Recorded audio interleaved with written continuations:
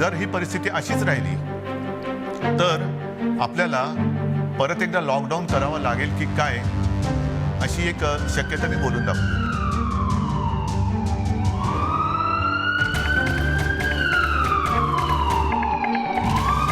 सड़कों पर सन्नाटा पसरा है, फुटपाथ पर सोशल डिस्टेंसिंग वाले निशान, डिपो में खड़ी सरकारी बसें। ये ट्रेलर है लॉकडाउन का।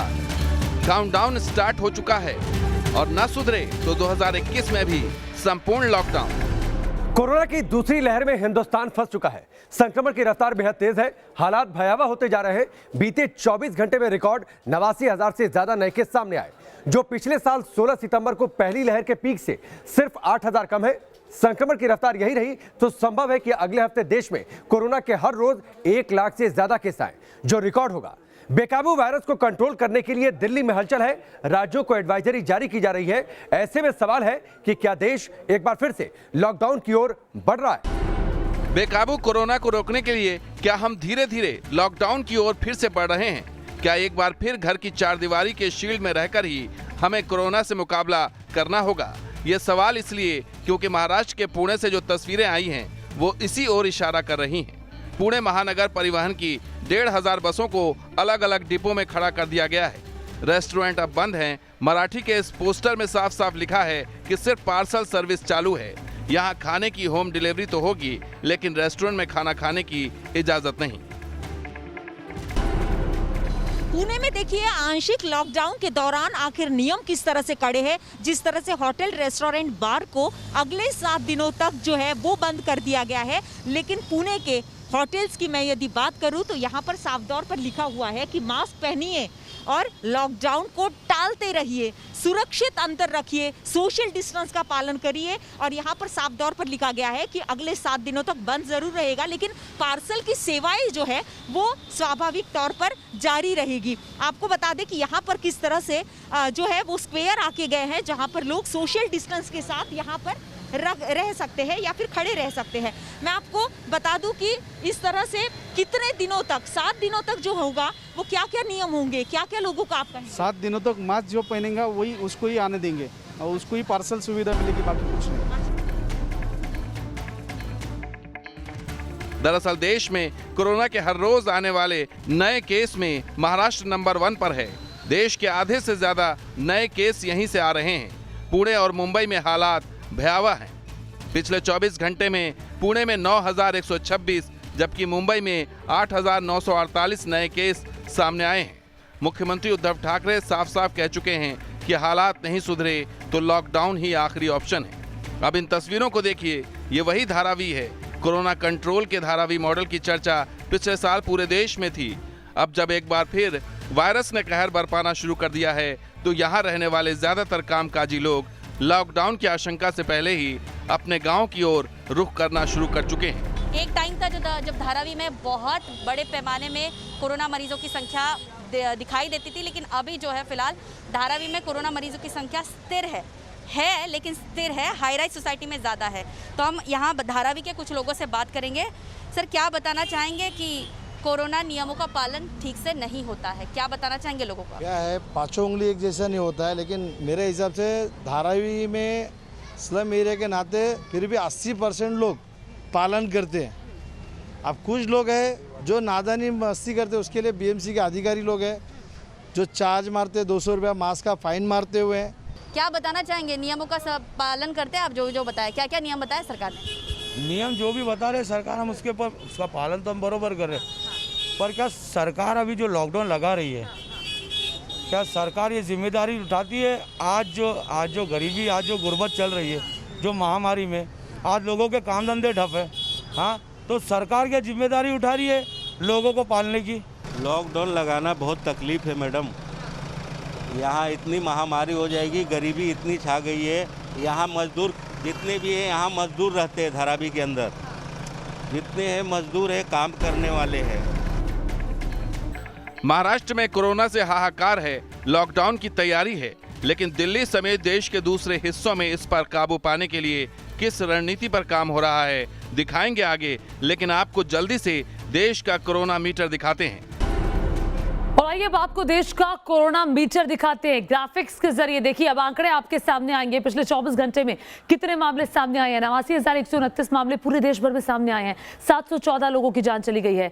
और अगर सबसे ज्यादा खराब स्थिति की बात की जाए तो वो महाराष्ट्र में है, जहां 47,913 मामले सामने आए हैं।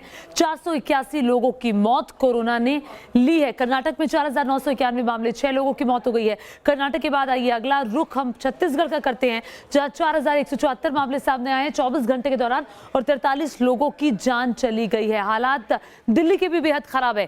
3,994 केस पिछले 24 घंटे के दौरान सामने आए हैं और 14 लोगों की मौत हो गई है कोरोना की वजह से। तमिलनाडु में भी बुरा हाल है। 3,000 से ज्यादा मामले सामने आए हैं। 3,290 का ये आंकड़ा। 12 लोगों की मौत कोरोना की वजह से हुई है। उत्तर प्रदेश में भी स्थिति भयावह होती जा रही है। 2,953 मामले उत्तर प्रदेश में सामने आए हैं। 16 लोगों की मौत हो गई है। और इसके अलावा अगर पंजाब की बात की जाए, वहां पर भी लगातार मामले बढ़ते जा रहे हैं। 2,873 तक का आंकड़ा पहुंच चुका है। 2,873 मरीज 24 घंटे के दौरान सामने आए हैं जो कोरोना पॉजिटिव हुए हैं और 57 लोगों की मौत हो गई है। पंजाब के बाद आइए मध्य प्रदेश की स्थिति आपको दिखाते हैं। 2,777 केस सामने आए हैं, जबकि मध्य प्रदेश में पिछले 24 घंटे के दौरान 16 लोगों की मौत हो गई है। अगला आंकड़ा गुजरात का आपके सामने। 2,640 मरीज कोरोना पॉजिटिव हुए हैं। पिछले 24 घंटे में 11 लोगों की मौत गुजरात में हुई है और ये गुजरात का आंकड़ा है जहां स्थिति जो है वो भयावह होती जा रही है। इसीलिए लगातार न्यूज नेशन आपसे अपील कर रहा है, मास्क पहनिए, सोशल डिस्टेंसिंग का पालन करिए। महाराष्ट्र के बाद कोरोना के नए केस में दूसरे नंबर पर कर्नाटक है। 24 घंटे में 5,000 के करीब नए केस आए हैं। जगह जगह कोरोना टेस्ट किए जा रहे हैं। कर्नाटक में संक्रमण तेजी से फैल रहा है, लिहाजा सरकार ने महामारी को रोकने के लिए नए दिशा निर्देश जारी किए हैं, जिसके तहत 20 अप्रैल तक प्रदेश के सभी स्कूल और कॉलेज बंद रहेंगे। साथ ही बेंगलुरु समेत 6 जिलों में पब्स, रेस्टोरेंट्स, क्लब्स और थिएटर्स में 50% सीटिंग अरेंजमेंट रखने की हिदायत दी गई है। और बेंगलुरु शहर में ऐसे ही जगह जगह पर कोविड टेस्टिंग सेंटर्स बनाए गए हैं, जहां पर मुफ्त में कोविड टेस्ट किए जा रहे हैं। क्योंकि बेंगलुरु शहर की अगर हम बात करें तो 85% से ज़्यादा जो पॉजिटिव मामले सामने आ रहे हैं वो एसिम्प्टोमेटिक है, जिनको कोई लक्षण नहीं है। लिहाजा कर्नाटक सरकार चाहती है कि ज़्यादा से ज़्यादा लोगों के जो है टेस्ट हो सके, ताकि महामारी को रोका जा सके। बेंगलुरु के बाद बात दिल्ली एनसीआर की। दिल्ली में पिछले 24 घंटे में आए 4,000 के करीब नए केस ने केजरीवाल सरकार को कोरोना से निपटने की रणनीति को फिर से रिव्यू करने पर मजबूर कर दिया है। तो वहीं एनसीआर के शहरों के भी हालात बेहतर नहीं है। गाजियाबाद में पिछले 24 घंटे में 73 नए केस सामने आए हैं, जो इस साल का सबसे ज्यादा आंकड़ा है। वहीं नोएडा में 70 नए मरीज, जबकि गुरुग्राम में सबसे ज्यादा 398 नए केस सामने आए हैं। इस वक्त आनंद विहार बस अड्डे और रेलवे स्टेशन के करीब मौजूद है। ये ट्राई जंक्शन है, क्योंकि यहाँ सड़क के उस पार गाजियाबाद है, दूसरी तरफ सिर्फ 2 किलोमीटर की दूरी पर गौतम बुद्ध नगर यानी नोएडा है। यहाँ से रेलवे स्टेशन भी है और बस अड्डा भी है। यानी कनेक्टिविटी की बात करें तो कनेक्टिविटी बहुत ज़्यादा है उत्तर प्रदेश और दिल्ली के बीच में। और कोशिश यहाँ पे की जा रही है कि जितना हो सके उतने लोग मास्क लगा के रखें। लिहाजा अगर यहाँ पर दिल्ली पुलिस की बात करें, जो पब्लिक एडमिनिस्ट्रेशन है, होम गार्ड है, उनकी बात करें, सिविल डिफेंस की बात करें, तमाम लोग मौजूद हैं, क्योंकि ऐसी जगहों से कोरोना तेज गति से फैलता है। कोरोना संक्रमण की रफ्तार पर बेहद नजदीक से नजर रखने वाले देश के जाने माने वैज्ञानिक डॉक्टर शेखर सी मांडे कहते हैं कि टेस्टिंग, ट्रैकिंग और क्वारंटीन के जरिए ही वायरस को कंट्रोल किया जा सकता है। 72 घंटे के अंदर 29-30 जो क्लोज कॉन्टैक्ट हैं उनकी ट्रेसिंग टेस्टिंग होनी चाहिए। तो अगर 80-85 हज़ार के हिसाब से देखें तो 25 लाख लोगों की अगर ट्रेसिंग कर ले तो जो पीक ऊपर जा रही है वो रुक सकती है, कम भी हो सकती है। ये जो महामारी को कंट्रोल में लाने की जो पहले से स्ट्रेटजी रही है पूरे विश्व में, सिर्फ भारत में नहीं, वो कॉन्टैक्ट ट्रेसिंग पे ही है कि लोगों को टेस्ट करके अगर कोई पॉजिटिव आता है तो इमीडिएटली उस आदमी या उसको अलग करके क्वारंटाइन करके उसके साथ जो जो लोग उनके कॉन्टैक्ट में आए हैं उनको सतर्क करा देना कि आप भी शायद हो सकता है आपके पास हुआ हो, तो आप जब बाहर लोगों से मिक्स ना करें। ये एक बहुत पावरफुल स्ट्रेटजी पहले से रही है। तो मैं मानता हूँ कि ये एकदम सही तरीका है। अगर अभी भी आज नंबर को अगर काबू में लाना हो तो ये बड़े स्तर पर करना बहुत जरूरी है, कॉन्टैक्ट ट्रेसिंग का। देश में कोरोना की दूसरी लहर के बीच अच्छी खबर यह है कि वैक्सीनेशन का आंकड़ा 7 करोड़ के पार पहुंच गया है। यानी अब तक देश में कोरोना वैक्सीन की 7 करोड़ से ज्यादा डोज लगवाई जा चुकी है। लेकिन कोरोना के लगातार बढ़ते मामले लोगों में घबराहट जरूर पैदा कर रहे हैं। Team news nation.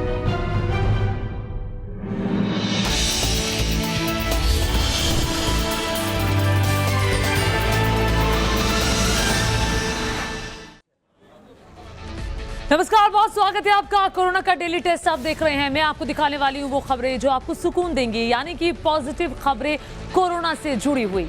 नमस्कार, मैं हूं नवेद और मैं आपको कोरोना से जुड़ी वो तमाम खबरें बताऊंगा जो आपको समझाएंगी भी और डराएंगी भी, बताएंगी कि कोरोना काल में ये खबरें जानना आपके लिए कितनी जरूरी है। तो चलिए शुरुआत अगर नेगेटिव खबरों से करें तो पहली नेगेटिव न्यूज ये है कि देश में 24 घंटे में सबसे ज्यादा 89,000 से ज्यादा मामले सामने आए। यानी देश में कोरोना का जो पीक पिछले साल सितंबर में आया था उससे महज 8,000 का।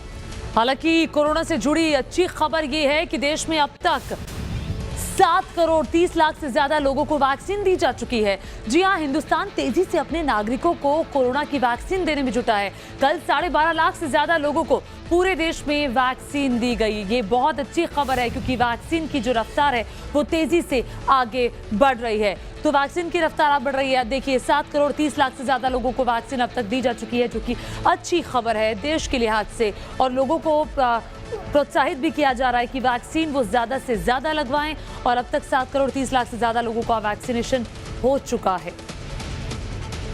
तो दूसरी नेगेटिव खबर यह है कि देश में इस साल 24 घंटे में सबसे ज्यादा जो मौतें हुई हैं उनके आंकड़े में भी वृद्धि हुई।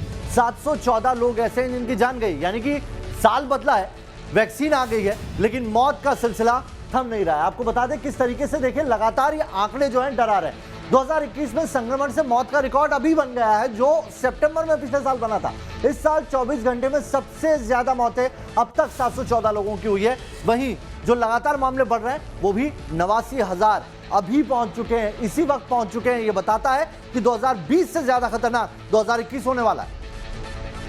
जी हाँ, और अच्छी बात यह है कि लोगों का वैक्सीनेशन तो हो ही रहा है। जैसा कि नवेद ने बताया कि 24 घंटे में 714 लोगों की मौत दुखद है, लेकिन अच्छी बात यह है कि 13 राज्य ऐसे भी हैं जहां कोरोना से कोई मौत नहीं हुई है। तो यही है वो अच्छी खबर। आइए आपको आंकड़ों के जरिए फटाफट से और विस्तार से जानकारी दे देते हैं। 13 राज्यों में कोरोना संक्रमण से कोई मौत नहीं है। और क्या आपका राज्य सेफ है ये आपको देखना होगा, क्योंकि 13 राज्यों से ये अच्छी खबर आई है। मौत नहीं होना यानी कि ये बताता है कि ज़्यादा डरने की जरूरत नहीं है, एहतियात बरतने की जरूरत है।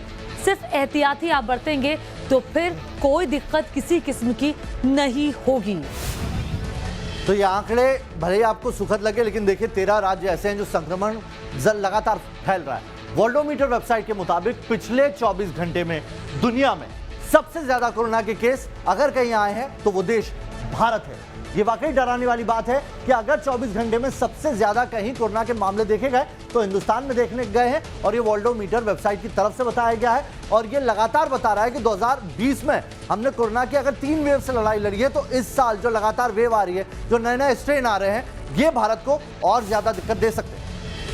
हालांकि पॉजिटिव न्यूज इसमें क्या है? पॉजिटिव न्यूज इसमें यह है कि जहां देश में हर राज्य में रोज कोरोना के रिकॉर्ड मामले सामने आ रहे हैं, वहीं अंडमान निकोबार में पिछले 24 घंटे में कोई भी मामला सामने नहीं आया है। ये अच्छी खबर है कि एक जगह ऐसी भी है जहां पिछले 24 घंटे में कोई नया मामला नहीं सामने आया। और अगर आप एहतियात बरतेंगे, बार बार कह रहे हैं, तो फिर ऐसा होगा कि कोई मामला नहीं आएगा। मास्क पहनिए, सोशल डिस्टेंसिंग का पालन करिए।